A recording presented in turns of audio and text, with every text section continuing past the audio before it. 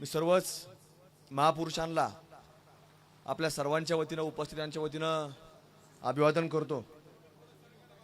आणि आज आपल्या या परिसरामध्ये या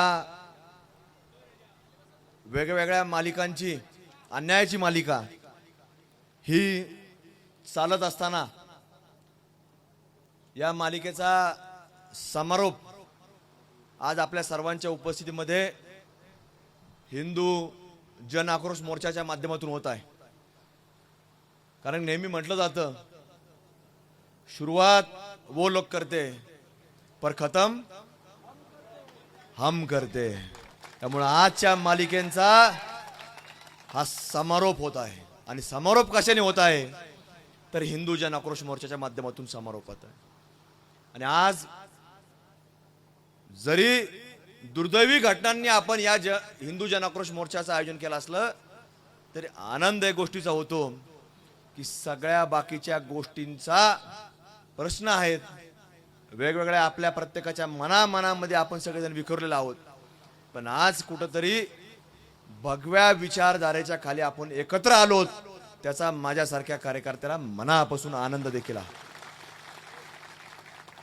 ज्या ज्या वेळेला कुठलाही संकट येत असेल, आता ते निवेदक सारखं बोलत होते हे आमका जातीचा ते तमका जातीचा आपण एक आलं पाहिजे।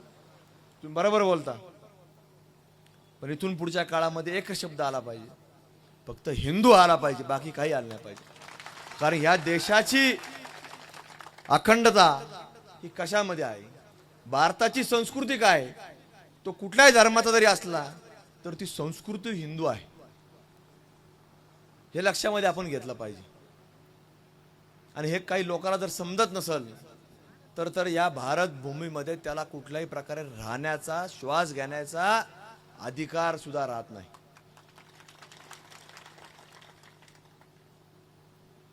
सातत्याने वेगवेगळ्या घटना घडतात।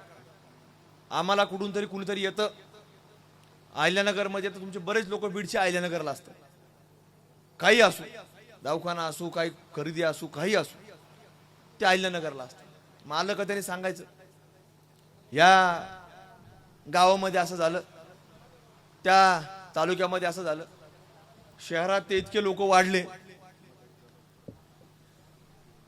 शहरात असं झालं, मग आम्हाला आता गावातून एखाद्या शहरात जायचं म्हणतात लोकांना भीती वाटती, कारण आता शहरात सुद्धा ते लोक 30-35% झाले। अरे आम्ही त्याला सांगतो बाबा तुझ्या शहरात नाही,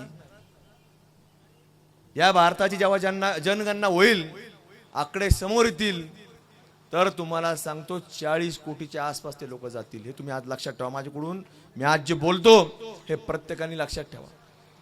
हे आकडा समोर येईल, फक्त आकडे समोर येणार, हे 40 कोटीपर्यंत लोकसंख्या जाईल। आणि हे उन्माद कशामुळे सुरू झाला, तो उन्माद फक्त तुम्हाला सांगतो संख्या वाढत चालली पण उन्माद वाढत चालला। आणि म्हणून आता आपल्याला हे उन्माद तुम्हाला सांगतो जर कमी करायचं असेल तर त्यांना कशाचा कायदा मान्य आहे, त्यांना आपला भारताचा संविधान जे डॉक्टर बाबासाहेब आंबेडकरांनी दिलेलं संविधान मान्य नाही।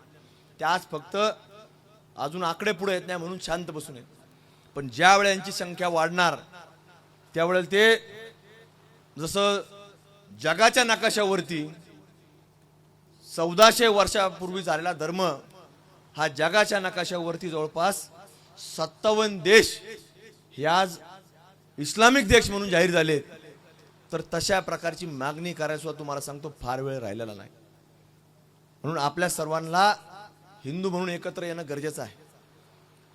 आज आम्ही दोघं या ठिकाणी आलो, महेश दादा असतील मी असेल, आमच्याकडे सुद्धा भरपूर संख्या। आम्हालाही बऱ्याच वेळेला वाटायचं की आता हे लोकांच्या विरोधामध्ये कसं जायचं, शेवटी राजकारण निवडणूक आहे मताच्याच आहे। आणि तुम्हाला काय कोणलावी आम्ही असतो हे असतो किंवा देशाचे पंतप्रधान जरी असले तरी प्रत्येकाला एक मताचा अधिकार आहे।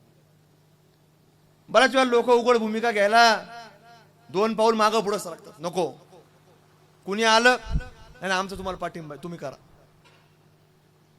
तुम्हाला पाठिंबा तुम्ही करा। आपण त्याचं तो कुठपर्यंत करणार आहे, त्याची थोडं प्रत्येकाला थोडे मर्यादा येतात. आपल्याकडे स्वतःचीच परिस्थिती असणार आहे. काही प्रश्न झाला, राजकीय लोकांना सांगायचं नाही नाही, तुम्ही या, आपण बसू, त्यांना बोलून घेऊ, मिटून घेऊ. तुम्ही या, आपण बसू आणि काय करायचं, मिटून घ्यायचं. मिटता मिटता असं झालं, जसं ते आपलं ध्येय मंत्र आहे ना, धर्मासाठी झुंजावे. हा नाही नाही, ते झालं. पण मारिता काय सांगा परत, मारिता मारिता घ्यावे राज्य आपले. ही तशी परिस्थिती झालेली आहे. आणि मग मिटता मिटता काय झालं, ज्ञानेश्वरचं ऐकलं आपण. मिटता मिटता काय, ज्ञानेश्वरच्या घरापर्यंत, त्याच्या 6 वर्षाच्या मुलीपर्यंत येण्याची त्या लंडकुळ्याची हिंमत झाली. आपण काय केलं, आपण त्याच्या मागे उभा राहिलो नाही. आपण काय म्हटलो, ज्ञानेश्वर कुठल्या जातीचा आहे, बघून घेतील त्याचे लोक. हे कुठल्या जातीचं आहे, बघून घेतील त्यांचे लोक. अरे पण तो भारतीय नागरिक आहे आणि भारताचा विचारधारा ही कुठली आहे, तर हिंदुत्ववादी आहे. हे आपण विसरता कामा नाही. आणि या विचारधारा सांगण्याकरताच आज आम्ही लोक या ठिकाणी आलो. हे किती वेळा आपण सगळेजण ऐकत बसणार, पाहत बसणार, त्याच्यावरती चर्चा करत बसणार. तसं सानपताई सांगत होते आता, तुम्ही त्यांचं काय काय ऐकलं मला माहिती नाही, फक्त व्हिडिओ पाहिला असेल, चहाचा ऐकला असेल. पण मला त्याच्यामधलं जर काही सगळ्यात महत्वाचं वाटलं असेल, तर ते फक्त आणि फक्त एकच महत्वाचं वाटलं, आणि ते वाईट देखील वाटलं, की आपले हजारो लोक तिथं होते, पण मदतीला कोणी आलं नाही. पण त्यांचं झुंबडच्या झुंबड उरली. एक डुकरींच्या मागे जसे पिल्लं पळत राहतेत, तसे डुकराची पिल्लं ही सगळी जमा झाली.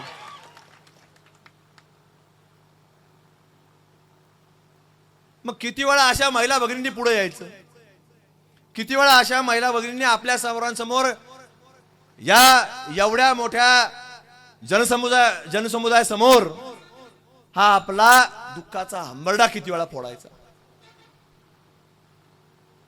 पण आपल्यामध्ये जागरूकता येण्याकरता प्रचंड वेळ लागतो.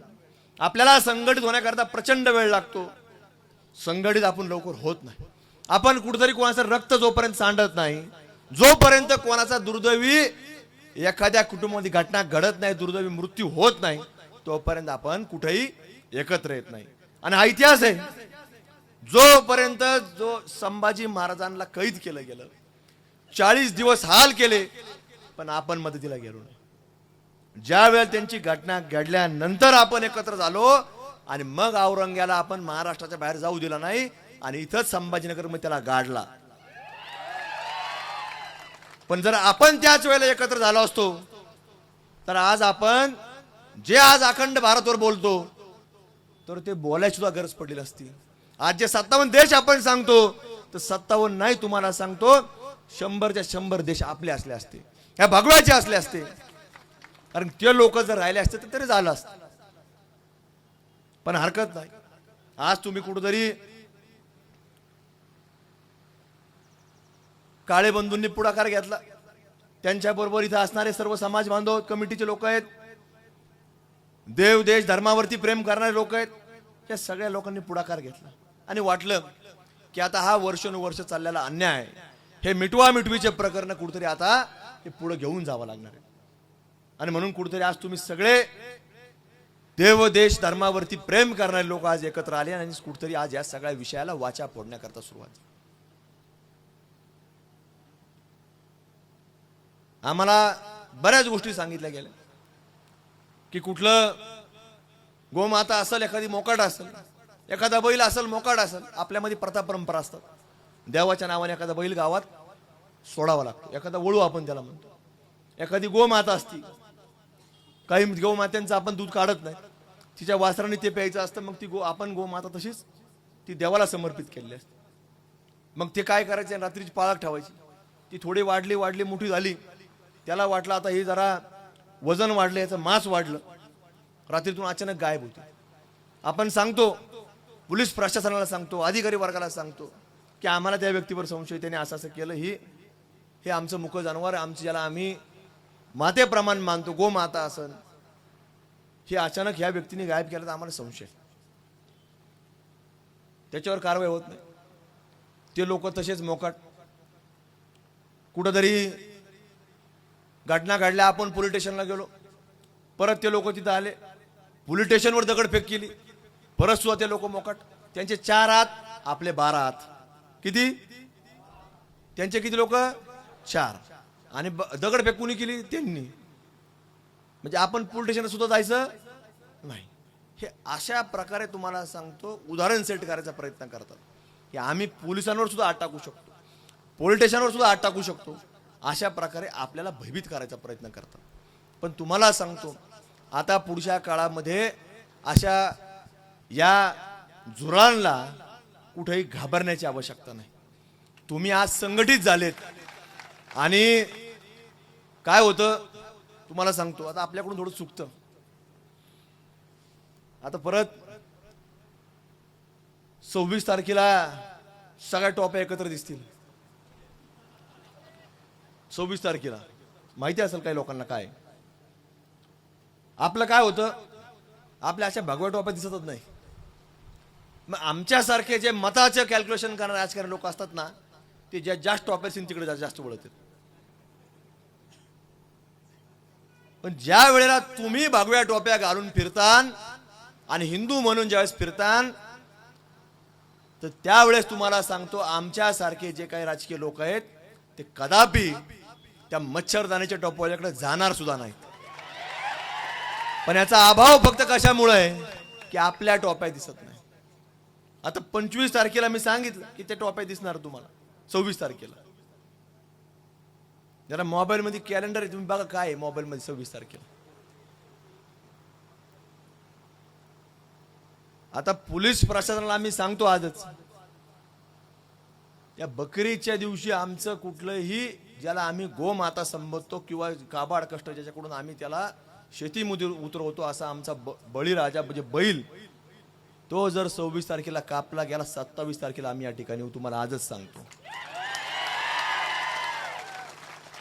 त्याची जरा तुम्ही खबरदारी घ्या. तुम्ही लक्ष ठेवा. 26 तारखेला सगळ्यांनी लक्ष ठेवा.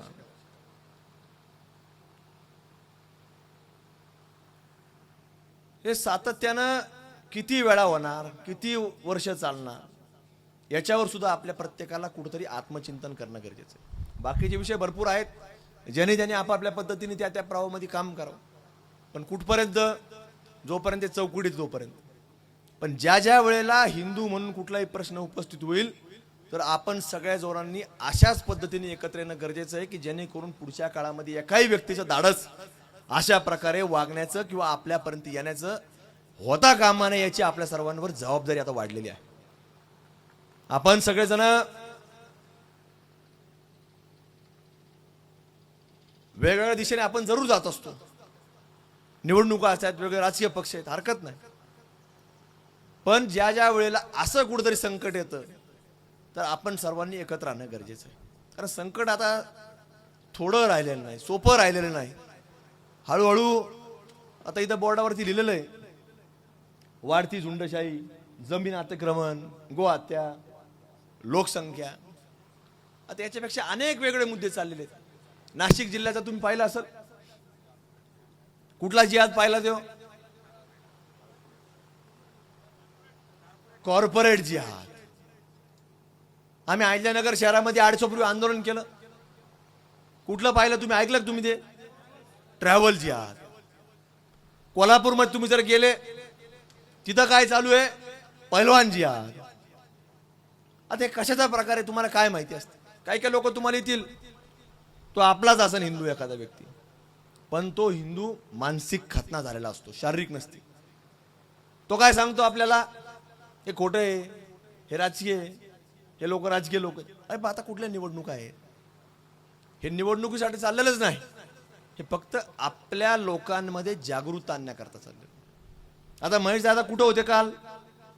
हिंदू संमेलनला कुठं? सातारा जिल्ह्यामध्ये होते. आज कुठे आहेत?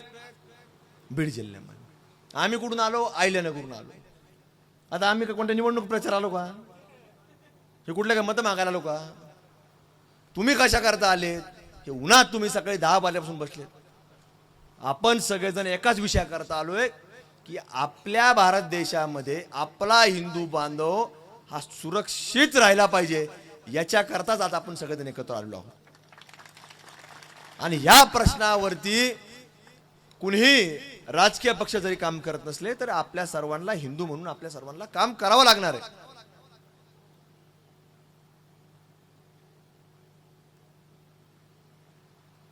आता कोल्हापूर मधलं मी तुम्हाला पैलवान जिहाद आम्ही विचारला त्या दिवशी कोल्हापूरला गेल्यानंतर महेश दादा की काय, तर तिथं आपल्या एखाद्या व्यक्तीला हळूहळू जवळ करणे, त्याला सांगणे की तब्येत तुला जर बनवायची असेल, चांगली कुस्ती करायची असेल, चांगलं जर तुझ्यामध्ये ताकद यायची असेल तर तुला हळूहळू बडेका खावा लागेल. मग हळूच त्याला सांगायचं. मग तो म्हणणार आता आपला माणूस तो कधी हा म्हणू शकत नाही. मग हळूहळू त्याला सांगायचं, आज मी इतके जोर मारले, इतक्या बैठका मारल्या, 1 तास लढत केली, तू 10 मिनिट सुद्धा करत नाही, तुझा स्टॅमिनाच नाही. मग त्यांनी सांगायचं की तू चालू कर, आज थोडा तुकडा खाऊन बघ. ते नाही म्हणतो, पण रोज हळूहळू 4 जण 5 जण ते गोळा होतात, हळूहळू एखाद्या माणसाला खाऊ घालतात. मग आपल्या एखादा माणूस झाला, दुसऱ्याला काय वाटतं, तो खातोय, तो चांगला व्हायला लागलाय, त्याचा चांगला स्टॅमिना वाढला, आणि त्याचं खोटं कौतुक करते ते. 8 दिवसात तू बघ किती चांगला दिसायला लागलाय, वाढली तुझी साईज वाढली. तू विचार, घरी विचार, जाऊन ये जरा, फोन लाव, कोणाला विचार, व्हिडिओवर दाखव. मग असं करत करत हळूहळू एक माणूस येतो. आणि असं करता करता तुम्हाला सांगतो, तिथं सुद्धा आपल्यातल्या बऱ्याच लोकांना त्यांनी ह्या चक्रव्यूहामध्ये हे अडकून टाकलेलं आहे. आता आमच्याकडे ट्रॅव्हल जिहाद झाला. ट्रॅव्हल जिहाद म्हणजे आम्हाला काही लोकांनी विचारलं काय भानगड, आणि ज्या वेळेला तो व्हिडिओ समोर आला एका महिलेबरोबरचा, की त्या महिला सातत्याने जी प्रवास करत होती, तिला हळूहळू त्यांनी आपल्या विचारामध्ये घेतलं, आपल्या गप्पांमध्ये घेतलं, आणि कुठतरी तिला हळूच कधी तिला सुद्धा कळालं नाही की आपल्या बरोबर काय केलं. म्हणजे हे एक प्रकार फक्त समोर आला, पण असे न आलेले समोर आज प्रकार अनेक आहेत. इथं आज 2-3 लोक आले, पण असे अनेक लोक आहेत की जे आज समोर येऊ शकत नाही. त्यांच्या मनामध्ये ते भयभीत आहेत की आपली घटना झाली, पण आज कुठं आपण लोकांसमोर सांगता परत आपल्याला राहायचंय. पण तुम्हाला सांगतो, आपली शक्ती एवढी मोठी राहिली पाहिजे की ते म्हटले पाहिजेत की आपल्याला यांच्यामध्ये राहायचंय, तर ती परिस्थिती आपल्या सर्वांना आपल्या संख्येच्या माध्यमातून निर्माण करावं लागणार आहे. आणि ज्या ज्या वेळेला या भगव्या टोप्या सगळ्या दिसत राहतील, तर त्या टोप्यांपेक्षा जेव्हा आपल्या टोप्या जास्त दिसतील, तर त्या वेळेला तुम्हाला सांगतो, एकही राजकीय पक्ष त्या पलीकडच्या दिशेने जायचं नाही, हे तुम्ही लक्षामध्ये घ्या. आज तुम्ही सांगता की हे इकडे अनधिकृत आहे, ते अनधिकृत आहे, याचं आहे त्याचं आहे. अरे याचं त्याचं म्हणजे कोणाचं आहे? ते कोणाचं आहे? आणि अतिक्रमण कोणाचं असतं जास्त? जरा मोठ्याने वरडा, तिथपर्यंत आवाज गेला पाहिजे, तिकडे हिरवा झेंडा पण. आज बाद घाबरता. काय होतं, एक एक बोलला मग सगळे बोलणार आहेत. आणि तुम्ही फक्त आमच्या दोघांचीच वाट नका बोलू, आम्ही बोलावं. त्याला काही घाबरायचं कारण नाही. जो आहे ते त्याला म्हणावंच लागेल. त्याने सांगितलं मी नाहीये, तर आपण त्याला म्हणणार नाही ना.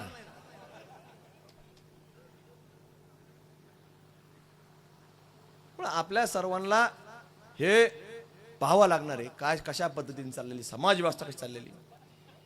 प्रत्येक गोष्ट आता थोड्याने पत्रकार लोक विचारतील, फोन चालू होतील, याच्यावर कायद्याची मागणी करणार का, याच्यावर विधानसभेत बोलणार का.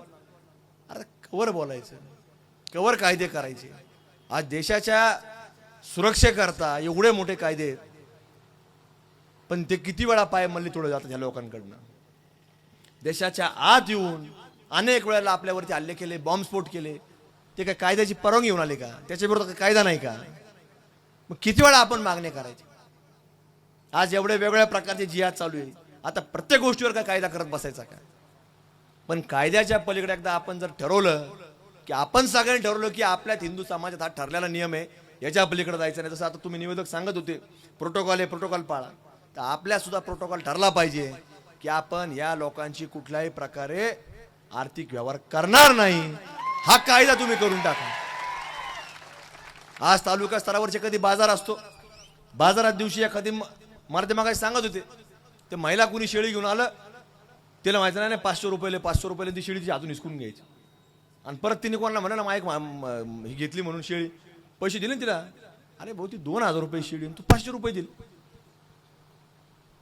पण तुम्हाला सांगतो ज्या वेळेला आपण हे सगळं ठरवू की यांचे आर्थिक आपल्याला नाकाबंदी करायची, तुम्हाला सांगतो याची एकाची ताकद होणार नाही की आपल्या हिंदू समाजाच्या कुठल्याही व्यक्तीकडं पाहण्याची, बघण्याची किंवा कुठल्याही सानपताईच्या एखाद्या कुटुंबातला जो देशाचं संरक्षण करत होता त्याच्या अंगावरती चहा सुद्धा वाजण्याची हिंमत होणार नाही. पण हे आपल्याला ठरवलं लागणार, हे कायदा नाही करू शकत.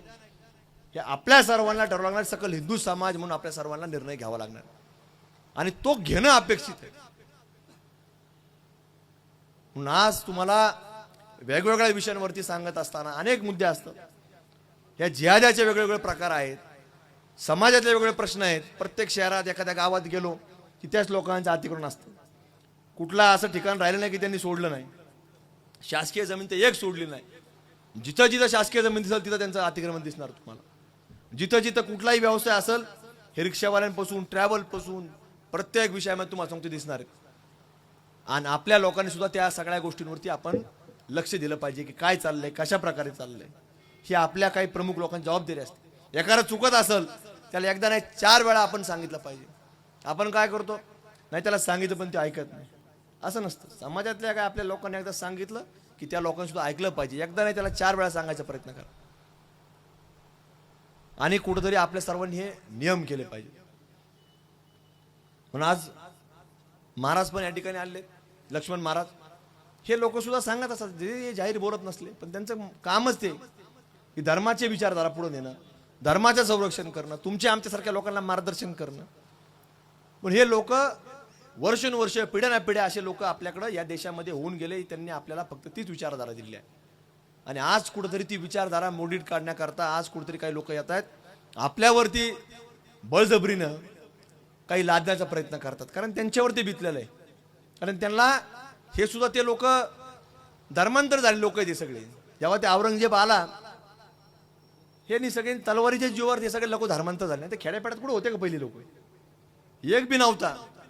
पण त्या काळामध्ये जेव्हा औरंगजेबाचं सैन्य आलं, जे भेकाड लोक होते त्यांचं धर्मांतर झालेलं आहे. आणि म्हणून ती भेकाड लोकांची जी पैदाइश आहे, त्यामुळे त्यांना घाबरण्याची तुम्ही गरज नाही.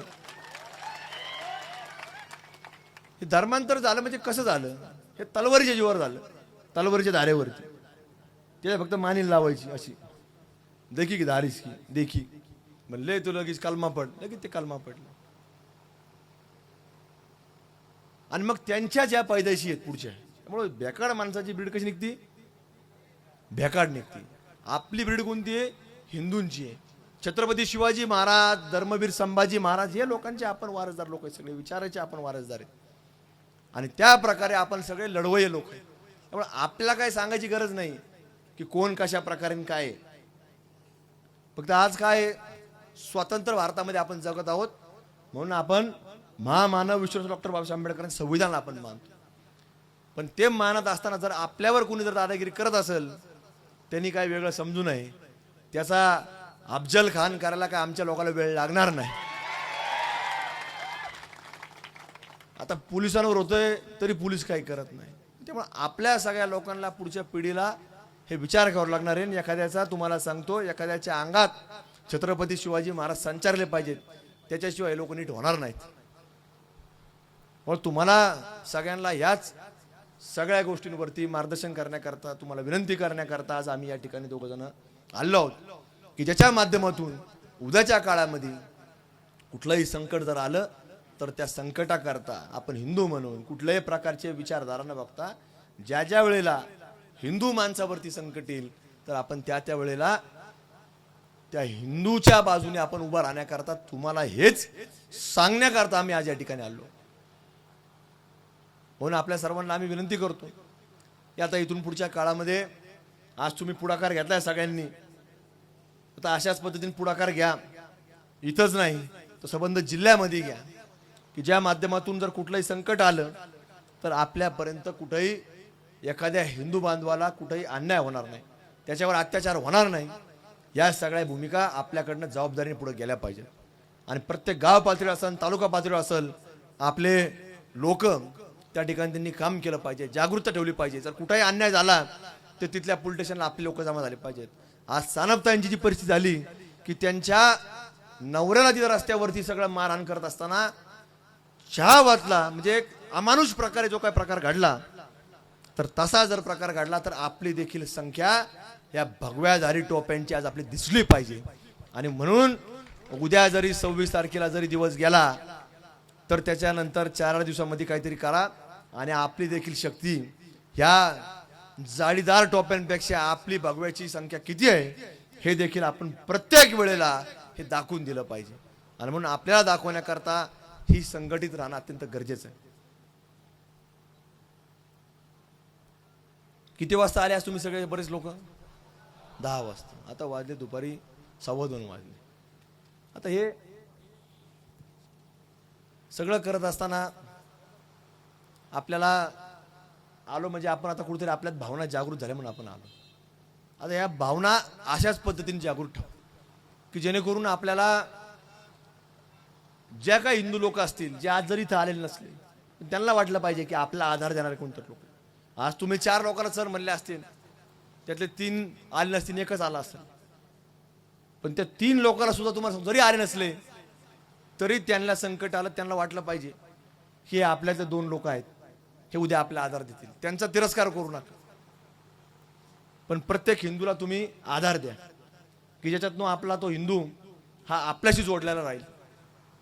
जो त्यांच्या लोकांच्या जास्त सानिध्यात असेल तर त्यालाही हळूहळू तुम्ही समजून सांगा की कशा पद्धतीने काय करायचे, कसे संकट आहेत, काय करायचे.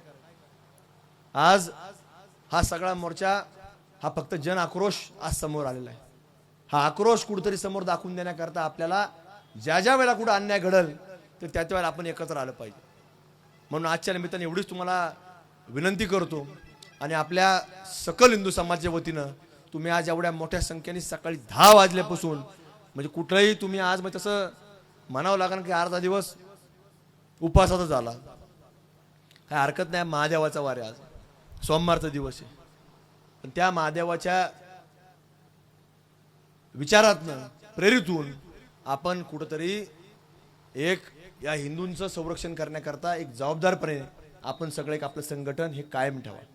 निवडणुका येत राहतील, विचार येत राहतील, जात राहतील, पण हिंदू हा विचार या भारत भूमीत जसा निर्माण झालेला, जसा समाज हिंदू म्हणून जेव्हा जन्माला आला त्यावेळेसपासून तो आजही आहे आणि उद्याही राहणार आहे. त्यामुळे याला कधीही कुणी थांबवू शकणार नाही. आज आम्ही आहेत, उद्या कुणीतरी येईल, तिसरं उद्या काळ बदलत जाईल, पण माणसं तुम्हाला सांगतो हिंदू म्हणून कधी न थांबणारा प्रवास आहे. अनेक लोक येऊन गेले या भारत भूमीमध्ये आपल्या हिंदू समाजाला थांबवण्याकरता, पण त्यांचा कधी नायनाट झाला हे कधी कोणाला लक्षात सुद्धा आलं नाही, त्या लोकांना सुद्धा समजलं नाही.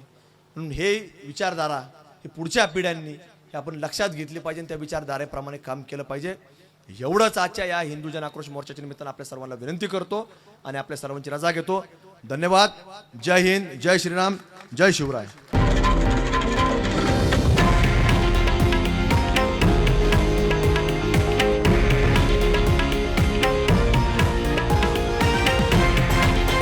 हे आहे देशातील नंबर 1 न्यूज नेटवर्क आणि आपण पाहत आहात TV9 मराठी, एकमेव.